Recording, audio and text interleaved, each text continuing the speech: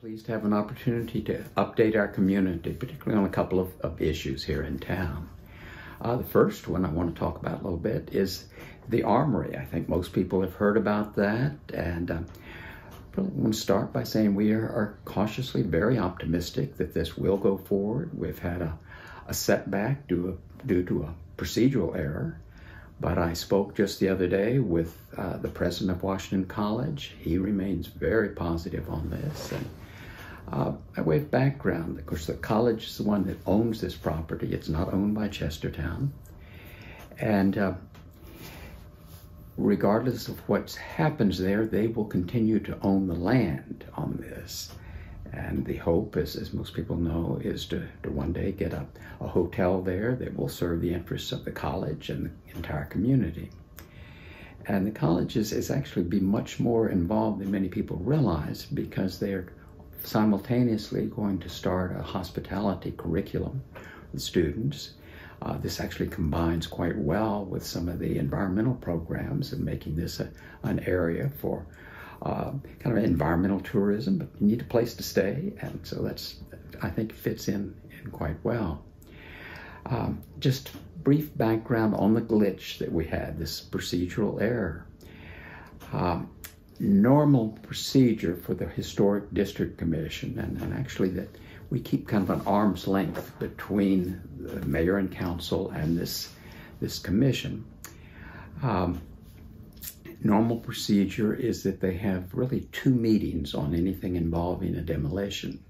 This occurred several months ago of a building on High Street. And the first meeting is normally devoted to questions of whether that building is actually of historic value. Is there something structural that's significant about it? Is it significant in terms of who stayed there or who built it? But a variety of questions go into the issue of historic value, and often that could take several hours or more to debate that. And then the second step is, even if it is of historic value, regardless, then is it practicable to salvage that? Well, in the case of the Armory, that question number 1 was really cut and dried. The Armory is on the National Registry. Therefore, by definition, it has been recognized as having historic value. There was no real debate on that. While I wasn't at that meeting, I'm told that took maybe 15, 20 minutes, somewhere in that order, in which they said, yes, this is of historic value. Then, rather than adjourning that meeting, coming back 2 weeks later for the second phase, this determination of whether it was salvageable, practicable, they decided, well, we're all here together. And many of the members were new at that time, not as familiar as should have been with the procedures. And they just kind of rolled with it, failing to recognize that their bylaws clearly say there needs to be 25 days notice for any decision, so that anyone interested in it could be in attendance there. So that was a procedural error, and as soon as we recognized that, we called for a do-over. But again, I think that the potential investors are still interested in this. The town is very interested. I think it would be very beneficial to us to have a waterfront hotel there, and the college is very interested. Mm-hmm. I believe what they will do, since there were some questions in terms of future use and covenants of that, although those don't really fall under the purview of the Historic District Commission. The Historic District Commission, to remind everyone, is concerned with the outside appearance of that building. They don't go into use. They don't go into whether this is going to be a house that's going to be an Airbnb, or zoning may address that. Lots of issues may address it, but that's not the role of the Historic District Commission. But I think with the next time around, they will endeavor to get all other issues settled in advance, then come back on this specific issue. And we look forward to that. And I think in the next several months, but it's not going to be an overnight sort of thing. Right. Jim, the other issue I wanted to raise, and we have talked about this in the past, sometime I've forgotten whether it was October, September, probably October, about the tax differential.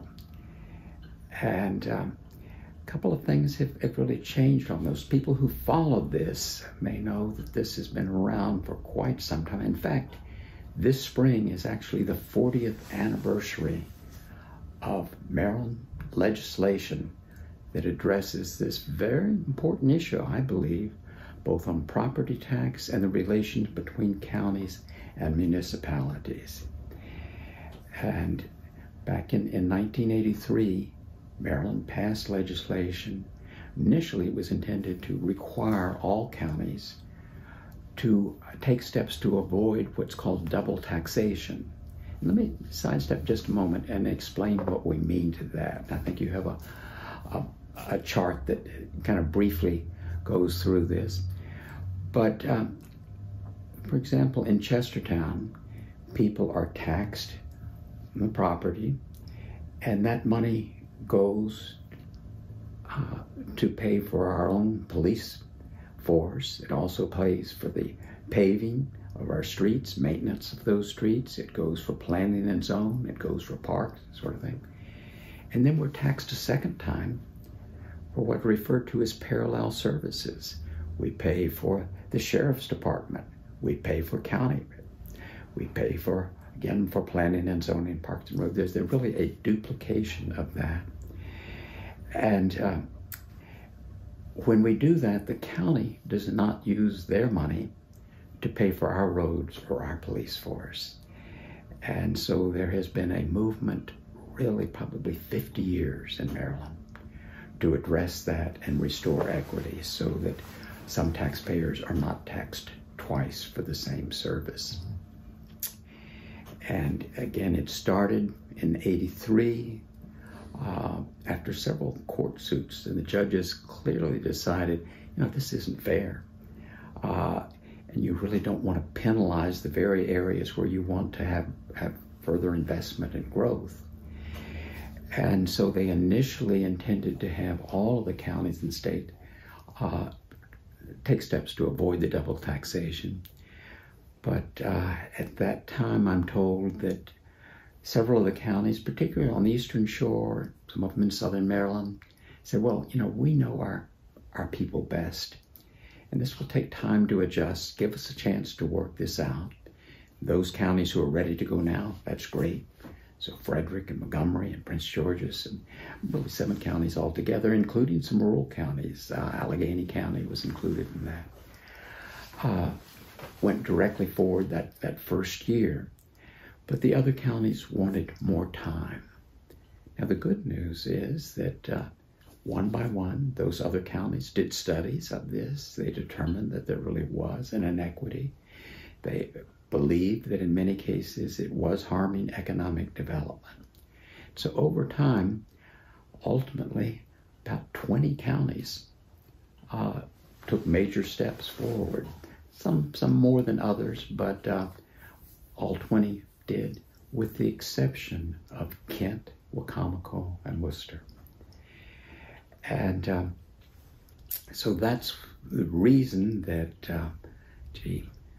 25 years ago, when Margot Bailey was mayor, she had a study done on what Chestertown was saving the county by paying for our own police and our own roads. It appears that study was largely ignored. When Chris Serino became mayor, he raised the issue again.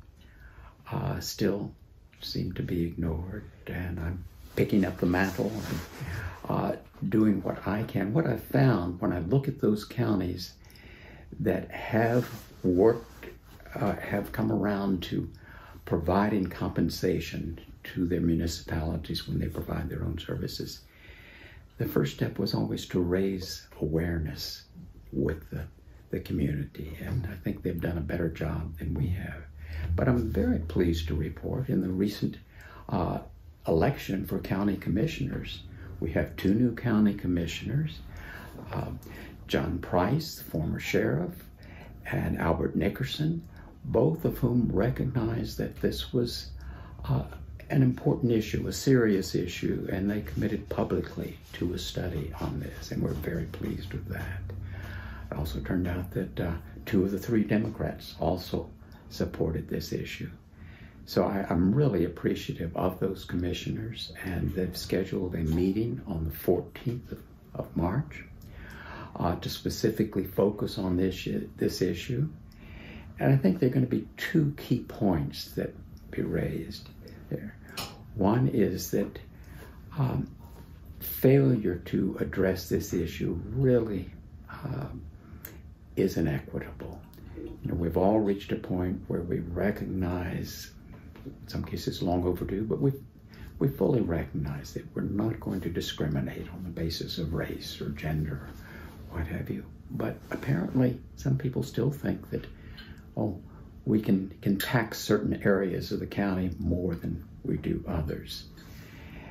And I'm pleased that the new county commissioners recognize that this may be a problem and want to address it.